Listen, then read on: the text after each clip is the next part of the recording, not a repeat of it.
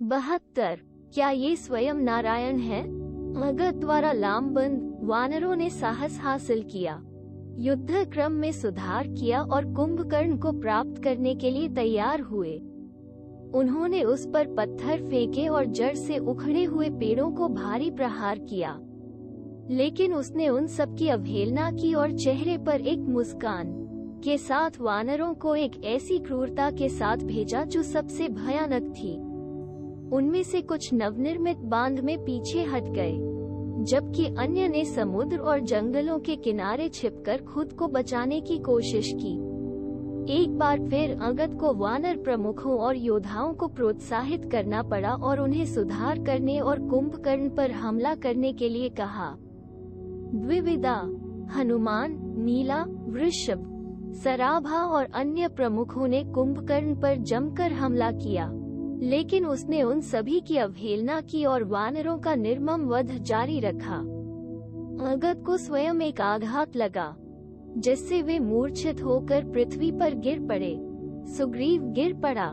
कुंभकर्ण मूर्छित वानर नरेश को उठाकर आनंदित होकर लंका की ओर ले गया। रक्षा सेना बहुत आनंदित हुई और अलंकृत हंगामा खड़ा कर दिया। कुंभकर्ण अपने भाई रावण को बंदी वानर राजा का उपहार देना चाहता था। जैसे ही कुंभकर्ण शाही राजमार्ग से बेहोश वानर राजा, राक्षसों और उनकी महिलाओं लोग को जीत के लिए ले गया, छतों पर खड़े होकर फूलों की वर्षा की और चंदन का पेस्ट डाला।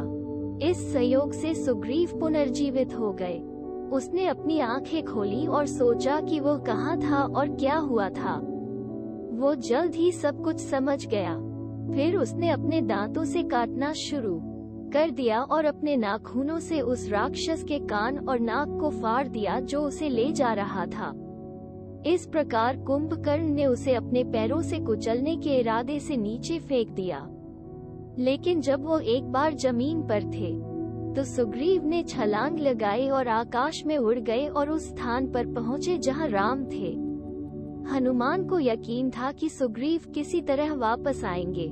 सुग्रीव के इस पलायन को देखकर हनुमान ने वानर सेना को एकत्र किया और उन्हें युद्ध के लिए फिर से तैयार किया। कटी हुई नाक और कानों के साथ गंभीर और भीषण कुंभकर्ण एक महान रक्त शोधक बादल की तरह और समय के अंत में मृत्यु की तरह उग्र एक विशाल लोहे के साथ युद्ध के मैदान में लौट आया। उसके हाथ में गदा थी। अब कुंभकर्ण को कोई नहीं रोक सकता था। उसने वानरों को मारना और भस्म करना शुरू कर दिया। पूरी सेना इस तरह गायब होने लगी। उन्होंने उसके पहाड़ जैसे शरीर पर चढ़कर और नाखूनों और दांतों से उसे नोच नोच कर उसे रोकने की कोशिश की, लेकिन बिना किसी प्रभाव के उसने उन्हें मक्खियों की तरह हिला दिया।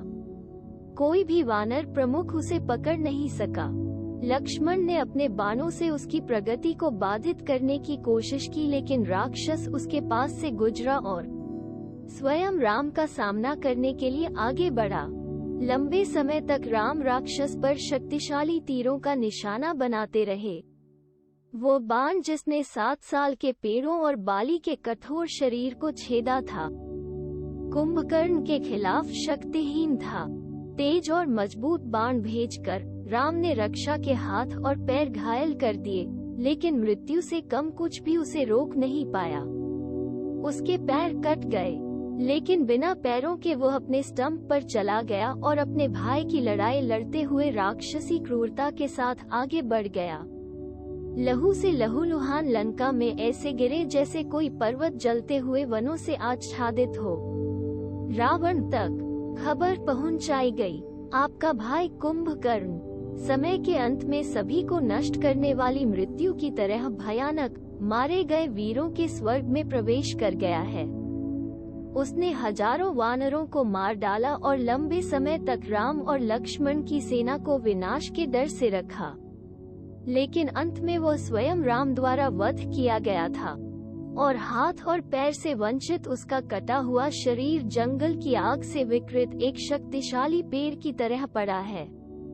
एक हिस्सा समुद्र में गिर गया है, एक और बड़ा हिस्सा किले के प्रवेश द्वार को अवरुद्ध करता है। कटा हुआ सिर आकाश में उड़ता हुआ शहर में गिरा और वहीं पड़ा है। तुम्हारा प्यारा भाई स्वर्ग चला गया है।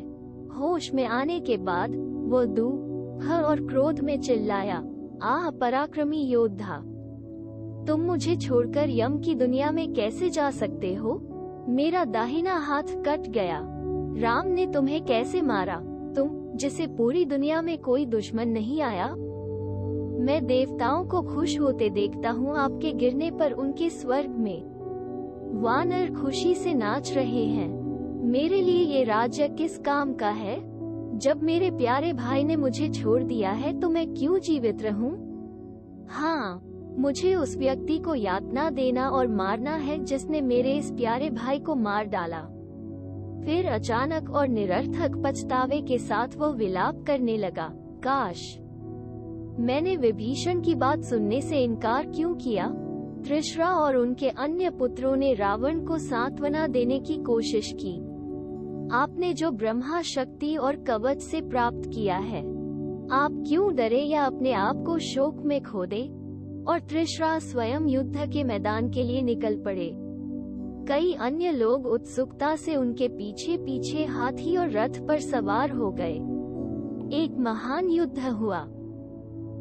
नरांतक हाथ में भाले पर सवार होकर वानरों में कहर बरपाता हुआ सुग्रीव की ओर बढ़ रहा था। लगद ने उसका विरोध किया और उसे और उसके घोड़े को मार डाला। इसी तरह देवंतक और त्रिशरा को हनुमान ने और महोदरा ने नीला को मार डाला। अतिकाया लक्ष्मण के तीर का शिकार हो गया, लेकिन मरने से पहले इन चारों ने 4 यमों की तरह युद्ध किया था और वानर सेना को भारी नुकसान पहुंचाया था। जब रावण ने सुना कि अतिकाय मर चुका है, तो वो वीराने में आ गया। इन शत्रुओं द्वारा एक एक करके मारे गए हैं। जिन लोगों ने अब तक कभी हार नहीं मानी है, वे पराजित हो गए हैं और युद्ध के मैदान में मृत पड़े हैं। मेरे शत्रु खड़े हैं, जो उन सर्पों के बंधनों को तोड़ चुके हैं, जिनसे मेरे अद्वितीय पुत्र इंद्रजीत ने उन्हें बांधा था। मैं इस चमत्कार की व्याख्या नहीं कर सकता। यह आदमी राम की ताकत है। क्या ये हो सकता है कि वो स्वयं नारायण हो? वो चाहता था कि दुश्मन सेना किले में प्रवेश न करे और विशेष रूप से अशोक वन में प्रवेश न करे।